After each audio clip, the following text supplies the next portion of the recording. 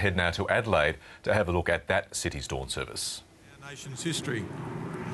It will be experienced within the broader commemoration of the centenary of World War I, commencing in 2014 and concluding on Remembrance Day 2018.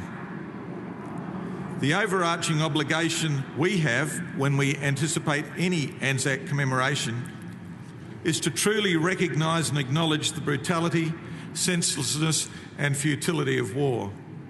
War must never be glorified. Australian casualties in World War I were comparatively light. We lost just over 60,000 killed. However, I am reminded that a similar number died within 12 months of their return to Australia from the effects of the war. More broadly, however, World War I saw 68 million take up arms and concluded with 39 million lost, either killed, wounded or missing in action. It was a world war. How then should we acknowledge our Anzac centenary? I think the phrase respectful commemoration is appropriate. Anzac will always mean different things to different people. Individual servicemen and women and the families they left behind will have entirely different opinions, and every one of those opinions, indeed the individual opinion of every Australian, is valid. We must commemorate and sacrifice the sacrifice and loss. What we can also do with a clear conscience is to acknowledge the positive things that we ascribe to Anzac, like the indelible mark it left on the Australian identity.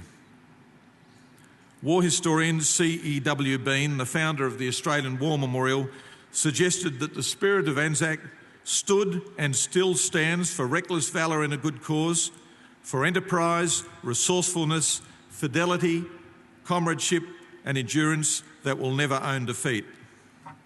You may well add compassion, mateship, a true spirit of others before self and a unique sense of humour, and you pretty well capture all the characteristics that to some degree have been bequeathed to us as part of the Anzac legacy. As we approach the Anzac centenary, it is precisely the right time to recall and examine these characteristics.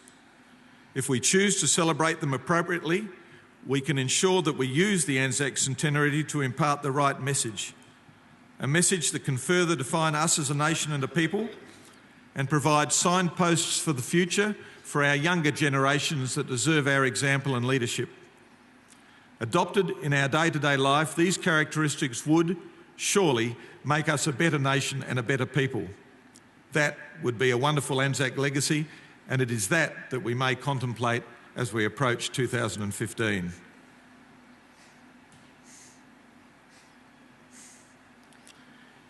In a few moments, His Excellency the Governor will arrive, the Vice-Regal salute will be played and the catafalque party will mount.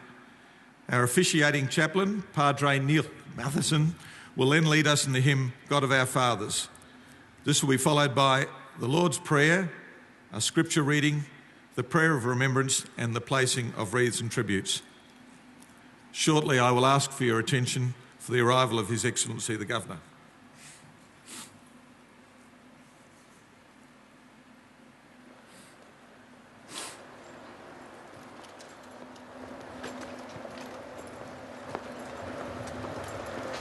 Morning, sir. How are you? Ladies and gentlemen, may I have your attention for His Excellency the Governor, Rear Admiral Kevin Scarce, RANR.